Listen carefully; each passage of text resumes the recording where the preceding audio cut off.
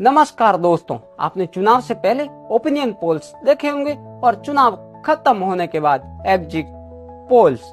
कभी सोचा है ये पोल्स सच में जनता की आवाज होते हैं या फिर आपकी सोच मोड़ने की कोशिश? आज की इस गहरी रिसर्च बेस्ड डॉक्यूमेंट्री में हम समझेंगे कि पोल्स एजेंसी कैसे काम करती है, कैसे डेटा का इस्तेमाल करके वोटर के दिमाग में कहानी बैठाई जाती है और क्यों 1996 के चुनाव के बाद देश में बड़ा बदलाव आया। साथ ही सबसे बड़ा सवाल, क्या ओपिनियन पोल्स लोकतंत्र को हाईजैक कर रहे हैं? तो चलिए शुरू करते हैं। समय के साथ ओपिनियन पोल्स करने वाली एजेंसीज ने अपनी तकनीक को काफी एडवांस किया। पहले सिर्फ क्लस्टर सैंपलिंग होती थी और आज multi stage sampling, micro data mapping, social behaviour analysis, AI आधारित वोटर प्रूफिंग, सब कुछ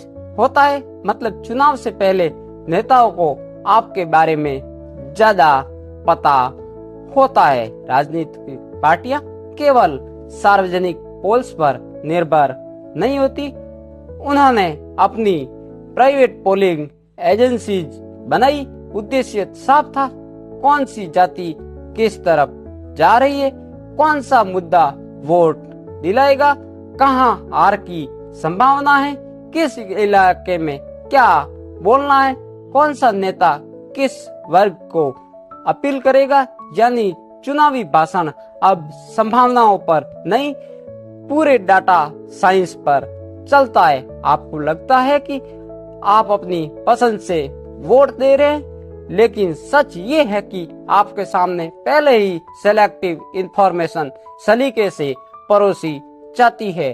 2017 यूपी चुनाव में एक्सिस बाय इंडिया और सी वोटर को खास टास्क दिया गया।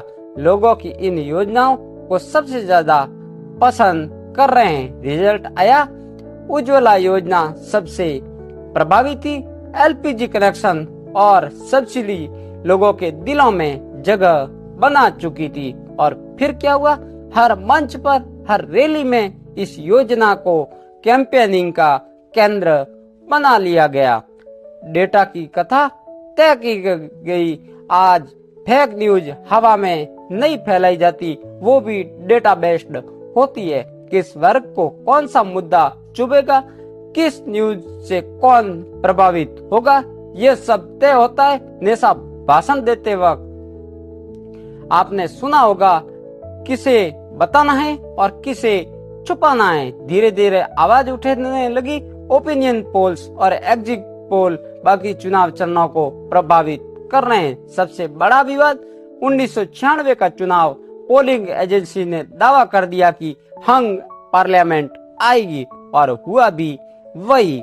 इससे सवाल उठ गया, क्या वाकई जनता वोट दे रही है या वो पोल्स देखकर वोट कर रही है?